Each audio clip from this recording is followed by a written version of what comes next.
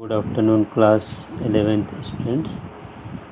इससे पहले मैंने आप लोगों को चैप्टर एट अ ग्लांस के नाम से एक सीट अपने व्हाट्सएप ग्रुप पे डाल रखी है, जिसमें हमें ये स्पेशली देखना है कि हम उस चैप्टर में हमें पढ़ना क्या क्या है। तो कुछ तो बेसिक चीज़ें हैं जो कि हमें पहले से पता है, कुछ 9th क्लास में हम लोगों ने पढ़ी हैं, कुछ 10th क्लास में पढ़ी हैं।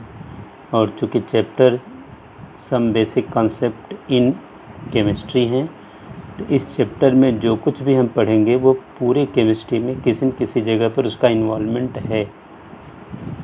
इसलिए किसी कीमत पर इन सब टॉपिक को अपने को भूलना नहीं है, अच्छी तरह से समझना है।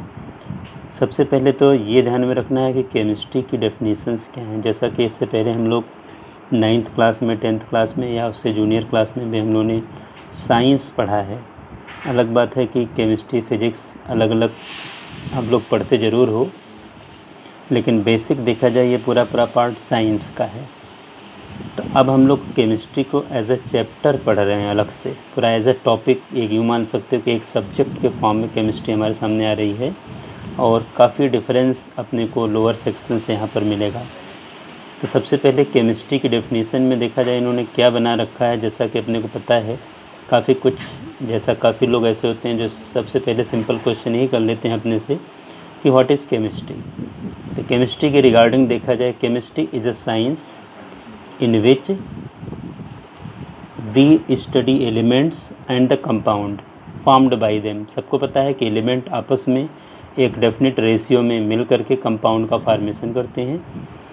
It is mainly concern with effect that depend upon outer electrons. Outer shell के इलेक्ट्रॉन्स के लिए हम लोग वैलेंस का नाम देते हैं इन एटम्स। यानी एटम के अंदर जो आउटर सेल के इलेक्ट्रॉन्स हैं वही केमिकल रिएक्शन में इन्वॉल्व होते हैं, और वही एलिमेंट्स के बाद एलिमेंट आपस में एक फिक्स रेशियो में, डेफिनेट रेशियो में कंबाइंड होकर के कंपाउंड बनाते हैं।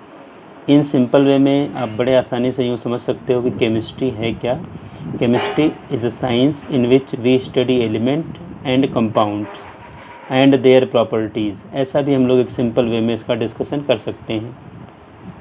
अपने बुक में सबसे पहले इन्होंने हेडिंग ही स्टार्ट कर रखी है इस चैप्टर में, इम्पोर्टेंस ऑफ केमिस्ट्री।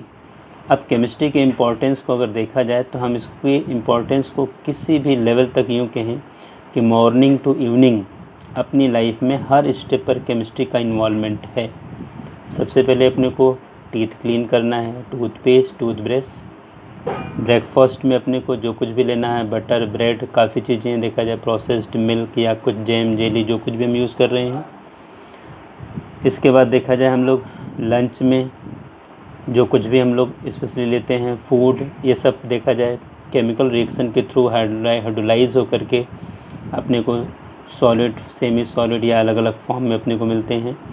इनका जो डाइजेशन भी देखा, इस तरह से पूरा का पूरा केमिकल चेंज है। पहनने के लिए क्लॉथ, पहनने के लिए स्लीपर, शूज़, जो कुछ भी हैं, पढ़ने के लिए बुक, पेन, पेंसिल, ये सब अपने केमिस्ट्री से ही किसी न किसी तरह से रिलेटेड हैं। तो केमिस्ट्री के इन्वॉल्वमेंट को अगर यूँ कहा जाए कि मॉर्निंग टू इवनिंग अपने हर स्टेप पर बिना केमिस्ट्री की अपनी लाइफ का के बारे में हम इमेजिन भी नहीं कर सकते, तो ऐसा कहना पूरी तरह से सच है। कुछ पॉइंट ज़रूर इन बुक में बना रखे हैं। केमिस्ट्री इन इंडस्ट्री, जैसा कि आप सबको पता है काफ़ी ऐसे इंडस्ट्रीज़ हैं जहाँ पर कुछ ऐसे प्रोडक्ट बनते हैं जो हमारे लिए यूज़फुल हैं। जैसे सिंथेटिक फाइबर हैं जिनसे हमें थ्रेड बनाए जाते हैं, जिससे कि हम लोग अलग अलग क्लॉथ और दूसरी आर्टिकल्स को बनाते हैं। प्लास्टिक्स हैं, पेंट हैं, वार्निश हैं, इनेमल्स हैं जो डेंटिस्ट यूज़ करते हैं टीथ के ऊपर कवरिंग के फॉर्म में, डाइज़ हैं, सीमेंट हैं, ग्लास हैं, सिरेमीज़ हैं, सोप, डिटर्जेंट्स, या मेटल जो नेचर के अंदर अवेलेबल होता है, ज़्यादातर ओर या मिनरल्स के फॉर्म में अवेलेबल होता है, और उसको हम लोग एक्सट्रैक्शन के थ्रू अलग अलग मेटल को प्योर फॉर्म में कलेक्ट करते हैं। तो ये पूरा का पूरा कॉन्सेप्ट, पूरा का पूरा प्रोसेस अपना केमिस्ट्री का किसी न किसी स्टेप पर इन्वॉल्वमेंट ज़रूर है। केमिस्ट्री इन एग्रीकल्चर, आप सबको पता है कि आज के टाइम में इतने बड़े ह्यूमन पॉपुलेशन को फूड प्रोवाइड इसलिए हो पा रहा है क्योंकि हम लोग तमाम different type of chemical fertiliser use करते हैं, जैसे यूरिया है, अमोनियम सल्फेट है, कैल्शियम नाइट्रेट है, जिससे कि क्रॉप प्रोडक्शन बेटर होता है। काफ़ी इंसेक्टिसाइड्स भी हम लोग यूज़ करते हैं जो कि देखा जाए उस फूड को डेवलप होने में, उस क्रॉप को डेवलप होने में हमारी हेल्प करते हैं हर स्टेप पर। और दूसरे नंबर पर देखा जाए, इसमें जो कुछ ऐसे क्रॉप आफ्टर मैच्योरेशन हमें उनको स्टोर करने के लिए भी किसी न किसी केमिकल्स की नीड होती है। काफ़ी प्रिजर्वेटिव्स हैं जिनसे हम फूड को काफ़ी लंबे टाइम तक स्टोर कर सकते हैं, जो जैसा कि जैम, जेली या इस तरह के जो प्रोडक्ट्स हैं जिसमें sodium benzoate, sodium metabisulphite, salicylic acid, ये सब देखा जाए फूड को प्रिजर्व करने के लिए हम यूज़ करते हैं। केमिस्ट्री इन मेडिसिन्स, आज के टाइम में काफ़ी ऐसी प्रॉब्लम्स हैं, बीमारियां हैं जिनके लिए हमें मेडिसिन्स लेनी पड़ती हैं। वो मेडिसिन्स कोई न कोई पर्टिकुलर एक ड्रग्स होती हैं जो हर स्टेप पर अपनी हेल्प करते हैं, चाहे अपने को फीवर हो या पेन हो, कोई छोटी मोटी प्रॉब्लम्स हो या कोई मेजर प्रॉब्लम्स हो जैसे कैंसर हो या किसी को एड्स की प्रॉब्लम हो या इस तरह के तमाम कोई भी ऐसी प्रॉब्लम्स हो सकती हैं जिसमें हम किसी न किसी केमिकल का यूज़ करके उनको क्योर करते हैं।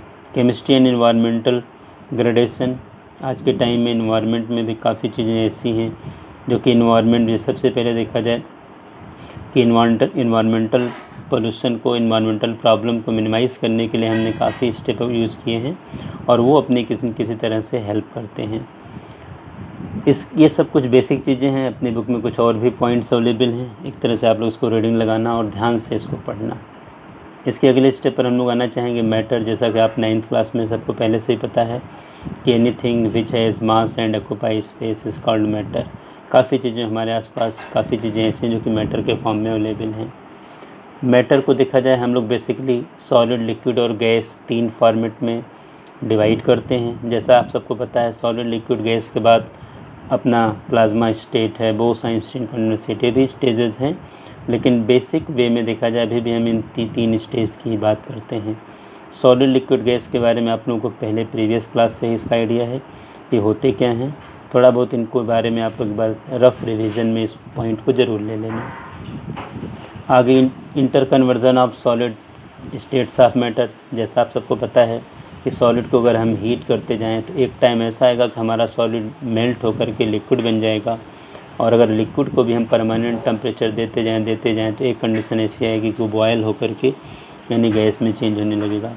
इसके रिवर्स में भी हम चल सकते हैं, गैस को अगर कूल करें तो लिक्विड में चेंज होगा, और लिक्विड को और कूल कर दिया तो सॉलिड में चेंज हो जाएगा। इस तरह से ये भी हम लोग प्रीवियस क्लास में ही सॉलिड, लिक्विड, गैस की इंटर कन्वर्जन पर पहले से अपने को आइडिया है, और ऐसा होता क्यों है ये सब आपको पहले से ही पता है। इसके आगे देखा जाए मैटर के क्लासिफिकेशन पर थोड़ा बढ़ना चाहूँगा। मैटर को सबसे पहले देखा जाए, ये भी ज़्यादातर बेसिक कॉन्सेप्ट अपना प्रीवियस क्लास से ही रिलेटेड है। सबसे पहले मैटर को, जो सॉलिड, लिक्विड, गैस हम लोग स्पेशली लेते हैं, इनको हम प्योर सब्सटेंस और मिक्सचर या इम्प्योर सब्सटेंस में डिवाइड करते हैं। प्योर सब्सटेंस में देखा जाए हम एलिमेंट को ले लेते हैं और कंपाउंड को ले लेते हैं, कि जो सेम टाइप ऑफ एलिमेंट से बने होते हैं, सिंगल टाइप ऑफ पार्टिकल से बने होते हैं, उनको हम प्योर सब्सटेंस का नाम देते हैं। इसमें एलिमेंट और कंपाउंड